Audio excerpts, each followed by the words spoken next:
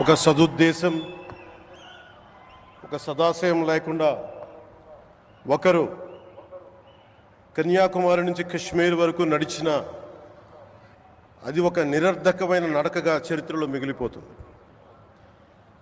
కానీ ఒక సదాశయంతో, ఒక సత్సంకల్పంతో ఇంకొకరు కన్యాకుమారి నుంచి కశ్మీర్ వరకు ప్రజలందరితో మమేకమై వారందరినీ ఏకతాటిపైన నడిపిస్తే అది ఆత్మనిర్భర భారత్ అవుతుంది.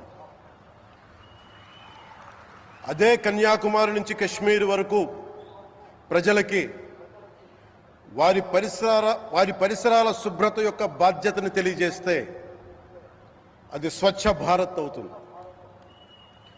అదే కన్యాకుమారి నుంచి కశ్మీర్ వరకు ప్రజల గుండెల్లో దేశభక్తి, ధైర్య సాహసాలతో నింపితే అది పటిష్టమైన, బలిష్టమైన భారతం అవుతుంది.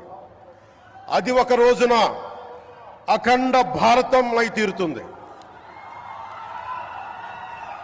ఒక బలమైన భారత్ కోసం, ఒక దృఢమైన దేశం కోసం, జగత్తంతా వసుదైక కుటుంబం అనే భావన కోసం 4.5 దశాబ్దాలుగా పరితపిస్తూ, పరిశ్రమిస్తూ ఆ దారిలో ఎదుర్కొన్న ప్రతి పరాజయాన్ని, పడ్డ ప్రతి అవమానాన్ని నవ్వుతూ స్వీకరిస్తూ, వాటినే విజయాలకి ఇంధనంగా వాడుకుంటూ, దేశాన్ని అభివృద్ధి పథంలో నడిపిస్తూ, భారతదేశాన్ని ప్రపంచంలోనే 3వ బలమైన ఆర్థిక వ్యవస్థగా తీర్చిదిద్దేలా నడిపిస్తున్న మన ప్రియతమ ప్రధాని, మన గౌరవ ప్రధాని శ్రీ నరేంద్ర మోదీ గారికి నా తరపున 5 కోట్ల మంది ఆంధ్రప్రదేశ్ ప్రజల తరపున నా హృదయపూర్వక నమస్కారాలు.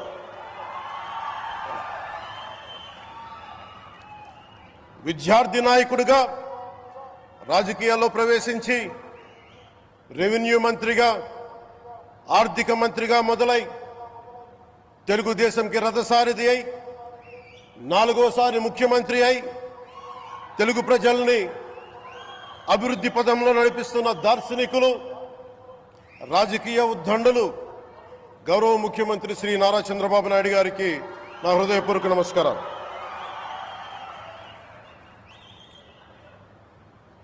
తోటి మంత్రివర్గ సహచరులైన ప్రతి ఒక్కరికి, నారా లోకేష్ గారికి, ఎన్డీఏ కూటమి శాసనసభ్యులకి, నాయకులకి, బీజేపీ నాయకులందరికీ పేరు పేరున నా నమస్కారాలు. కార్యకర్తలకి నా హృదయపూర్వక నమస్కారాలు. బీజేపీ నాయకురాలు శ్రీమతి పురంధేశ్వరి గారికి నా హృదయపూర్వక నమస్కారాలు. మా ఎన్డీఏ కూటమికి 164 అసెంబ్లీ స్థానాలు, 21 మంది పార్లమెంట్ సభ్యులనిచ్చి మమ్మల్ని వారి విలువైన ఓటుతో వేసి గెలిచిన ప్రతి ఒక్కరికి ఆడపడుచులకి, అక్క చెల్లెళ్ళకి, పెద్దలకి, పిన్నలకి, యువతులకి, యువకులకి పేరు పేరున నా హృదయపూర్వక నమస్కారాలు. ప్రజలు ఎన్డీఏ ప్రభుత్వాన్ని నమ్మారు, నిలబడ్డారు.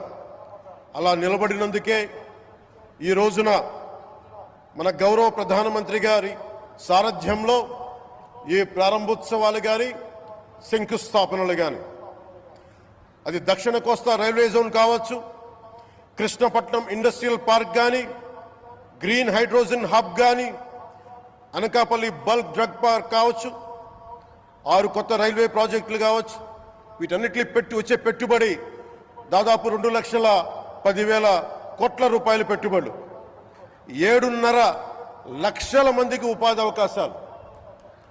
అవినీతితో కూరుకుపోయి ఉపాధి అవకాశాలు లేక, ఉద్యోగ అవకాశాలు లేక విలవిల్లాడుతున్న సమయంలో మీరు నిలబడ్డారు.